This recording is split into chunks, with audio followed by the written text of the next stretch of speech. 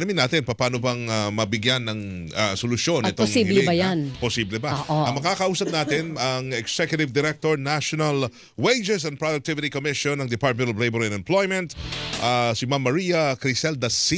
Ma'am, magandang umaga po sa inyo, Director. Welcome po sa Double Wang, sa Double B. Magandang umaga po.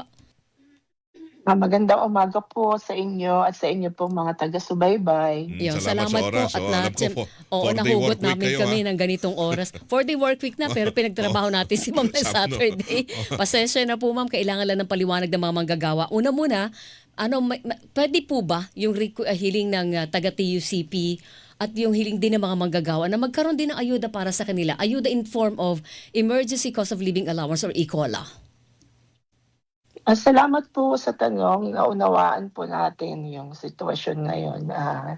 In fact, ang instruction nga ng ating Pangulo ay magtulong-tulong lahat ng ahensya ng gobyerno para maibsan yung krisis na nararanasan natin.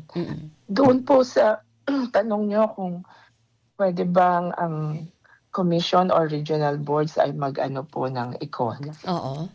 Hindi po kasi kasama sa mandato na ibinigay ng RA 6727 o yung Wage Rationalization Act ang pagbibigay ng cost of living allowance or anuman pong forma ng allowance base po sa aming pagsusuri ng mga legal grounds. Ang pinagtibay lang po ng RA 6727 na ibinigay po sa atin ng Kongreso ay magtakda po ng minimum wage. So, ibig sabihin, pero dati, Ma'am, natatandaan ko, o baka hindi ko lang alam kung naamyandahan ang batas bago ako, nung reporter pa ako, executive director. Kasi nung time na yon, alam ko merong nagbibigay ng ECOLA na minsan nga 20 pesos per day eh. Depende siguro sa kumpanya ba yun? Hindi, dole ang nagde-declare dati eh. Ano po, yung practice na pong yun nung mga nakaraang panahon ay itinigil na po dahil nga doon po sa bagong omnibus rules natin nung sinuri po yung mandato ng NWPC at RTWPBs. Ayon po sa aming pagsusuri noon ay hindi po kasama sa mandato yung pagbibigay ng anumang forma ng allowance. So, Kasi ibig po, sabihin, ang pagbibigay po ng allowance ay ayon po sa Labor Code ay hindi maaaring basta bawiin kapag natapos na ang krisis. Kasi nakalagay po sa ating Labor Code na kapag ang isang benepisyo ay naibigay na sa mga manggagawa, hindi na ito maaaring basta-basta alisin dahil po dun sa principle of non-domination of benefit. Kaya't dahil po dito, kinakailangang maging maingat ang pamahalaan sa paglikha ng mga mekanismong maaaring magkaroon ng matagalang implication. So, ang mahalagang atin pong matandaan na ang krisis ay nakakaapekto sa buong ekonomiya, kaya ang pagtugon dito ay nangangailangan po ng sama-samang hakbang mula sa iba't ibang sektor. Okay, Director, linawin na natin para klaro. Meron pa ho bang ECOLA ngayon? Kinikilala pa rin ho ba yan? Pero yun nga lang, hindi lang ho kayo pwede mag-utos lang agad-agad, no? Meron pa ho ba? Pinapractice pa rin ho ba yan? Yung pagbibigay po ng allowance ay pinapractice naman po yan ng mga kumpanya. Hindi, pero itong emergency cost of living allowance. Wala po. Wala na to. Po. Wala na, hindi so, na. yung allowance na binabanggit nyo, Ma'am, sa kabutihang loob na lang po ng employer yon kung gusto magdagdag o hindi ng dagdag na allowance. Alright. Pero pag halimbawa, once na nag-decide ang isang kumpanya, magbibigay ako ng allowance na 100 pesos sa bawat empleyado ko. Ganun siya ka-generous. Salamat sana kung ganun ang employers. Ano po? Pero pag halimbawa tapos na ang krisis, hindi niya na pwedeng bawiin yon. Kailangan po natin niyang idulog sa ating Bureau of Working Conditions sa mga lawyers po ng ating Department of Labor and Employment.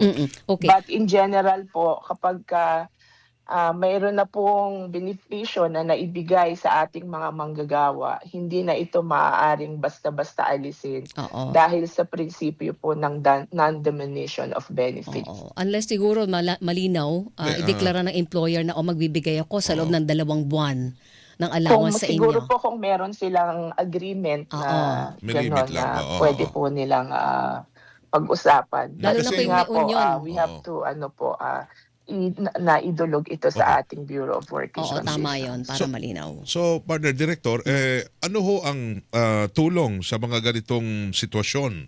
Nasa krisis ho ang mga manggagawa, apektado sila, tumaas ang presyo ng mga bilihin, di ba? Saan ho sila pwedeng humugot ng konting pakonsuelo para ho maalalayan ho ang kanilang ang pang-araw-araw na gastusin?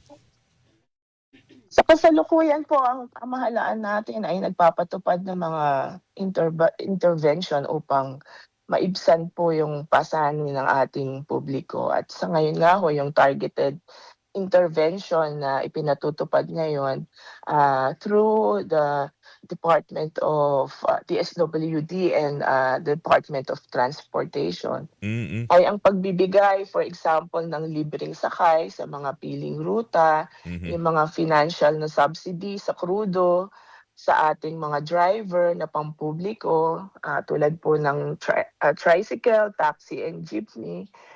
At ito po, mga incentives na ito ay naglalayong protection na ng ating mga commuter Okay, ma'am. sa epekto ng gasolina. Opo, ma'am, kanina nabanggit ninyo, hindi pwedeng e-COLA kasi hindi kayo pwedeng mag-grant dahil sa ilalim ng batas, wala kayong poder para magbigay ng e-COLA. So, scratch na yung e-COLA.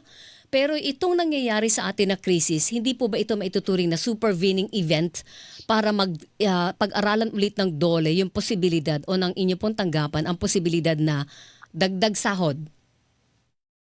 Yes, salamat po sa tanong. Sa ngayon po, sa ating omnibus rules, lalo na po doon sa Rule 4, Section 3, nakasaad po doon na ang ating pong kasalukuyang wage order na ipinatutupad ng mga regional board ay hindi maaaring abalahin within a period of 12 months from the effectivity of the wage order. Yeah, 1 year. Pero tama rin din po kayo na meron din pong nakasaad doon sa provision na yon na should the board find urgent and reasonable grounds to issue a wage order within the 12-month period, it shall submit a written justifications sa ating pong commission for its immediate review and affirmation. So, once na na-affirm po ng commission yung magiging justification ng ating board, pwede na po silang mag-initiate ng minimum wage setting process. Okay. So, kung sa tanong po ninyo kung posibleng magkaroon ng wage hike na may kinalaman sa krisis rather ng Middle East, ito po ay magdedepende sa magiging monitoring na ginagawa po ngayon ng ating mga regional boards dahil po sa krisis, at ito po ay kanilang dapat na i-analyze na mabuti kung ano ang epekto sa kanilang mga rehiyon. So, ibig sabihin, merong active na monitoring ang mga regional wage board para sa posibilidad ng rekomendasyon and justification para po sa possibility ng minimum wage increase. Yun ang malinaw.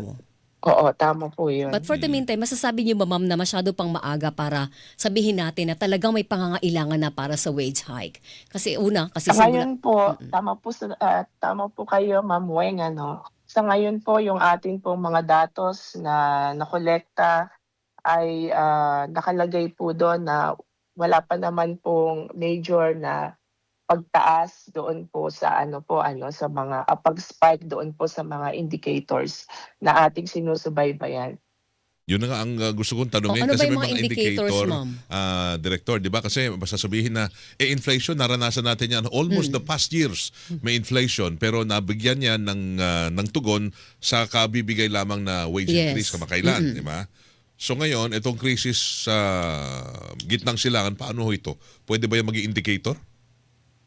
Kasama po yon sa mga indicators na tinitignan po ng ating mga regional boards. Yun pong inflation, yun pong, for example, yung unemployment rate natin, ano po, at saka yung epekto po sa ating GDP growth nung magiging crisis po.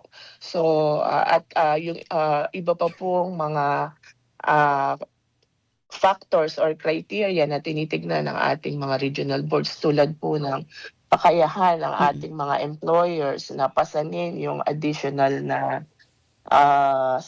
sahod, ano po, dahil or pagtaas ng sahod dahil sila din po ay isa sa mga sektor na tatamaan nito. So kailangan po talagang masusing pag-aralan ng ating mga regional boards kung ano po yung magiging impact kung sakasakaling sila ho ay magdedesisyon na itataas ang minimum wage. Dahil atin pong alalahanin na yung minimum wage policy po natin, ang talagang objective po niyan ay protektahan yung ating mga vulnerable workers. At saka, But hindi po inaalis nito yung kapangyarihan ng mga employers on their own to increase Volunteer. the wages of their workers. Depende po sa skills ng kanilang mga workers at doon po sa contribution ng workers nila sa kanilang organization. Oo, pero sana ma'am yung more than the skill, yung kailangan ngayon talagang kahit sino ho yata nagdarahop Di po ba lalo na yung mga minimum wage earner Tama po kayo. natin? Oo. at saka yung mga employer din, minsan, Totoo. di ba? Mga, ayaw man nila magsara, alang-alang sa mga Yung mga maliliit, magagawa no? nila. Yung maliliit na negosyante. Ay Oo. sila ho Tama yung po kayo. nagkukusa na magdagdag ng puhunan nila. Totoo yan. Nagluluwal na lang kanilang sariling pondo para punuan. Although hindi, sabi na nga natin, ilang linggo pa lang tumatakbo itong gera sa gitnang silangan, di ba ma'am? Dalawang linggo, So, oo. hindi pa, Oo, hindi tama pa po po kayo. sapat yung Sapat. mga datos, no? Para sabihin natin na kailangan na ng additional wage. Opo, at isa pa hong kailangang balansehin lalo na po yung mga regions na meron pa po kasi yung mga regions po last year na nagtaas ng sahod, yung iba po sa kanila by tranche yung pagbibigay Oo ng nga. increase. So in fact, meron po mga nakaambang increase ng minimum wage doon po sa ating mga ibang regions. For example, itong darating na April, itong darating na June, May, magiging effective pa po yung mga naaprubahan pa po nilang increase last year. Kaya ito ho ay kailangan din nilang isaalang-alang doon sa kanilang pag-review ng kanilang situation sa region po nila. Alright, sige. Okay. Hindi, ito lang, panghabol lang sa akin, partner, Director. Ito lang, baka lang ho, on the other side naman, baka may mga employer ho dyan, sasamantalayin itong pagkakataon para ho magmenos ng kanilang mga employers. Ang gagawin dahilan, krisis tayo pero baka pwede ba ho silang magtanggal sa mga panahon ito ng mga empleyado at sasabihin ang dahilan cost cutting tayo, kailangan na namin magbawas. Madali ba hong dahilan yon? Ang sa pagkakaalam ko po, hindi po pwedeng basta-basta Magtanggal. tanggalin ang mga empleyado ng wala pong matibay na basehan. At ire-refer ko po sa Bureau of Working Conditions ito pong concern nyo na ito. Okay, pag ganito kasi baka lang yun ang isip natin, di ba? Sige. Anyway, sige. Director, thank you po Director, sa salamat, oras ha. Maraming salamat po sa mga paliwanag. Okay, salamat po sa pagkakataon, Miss Weng and Weng de la Opo. Peña. Thank you po. Thank you. Thank you, ma'am. Salamat. Ingat po kayo. Salamat po. Si Ma'am Maria Criselda C. Siya po ang Executive Director, National Wages and Productivity Commission ng Department of Labor and Employment. Yung Mga palang kapuso. malinaw. So, scratch na Hilingan, walang pinong